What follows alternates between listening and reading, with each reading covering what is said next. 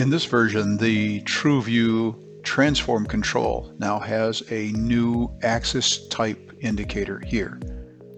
In the previous versions, you could only rotate and snap to the X, Y, or Z axes. But in this version, you can also rotate around any tube straight in any part of the assembly.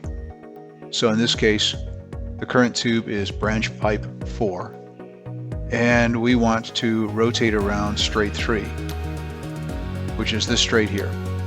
So we're going to rotate around that straight by 45 degrees. Now let's rotate around another straight. We'll rotate around straight 3 in this part. Or let's change to straight 2. Using the new tube straight transformation is that easy. If you have any questions, please feel free to email us at support@advancedtubular.com.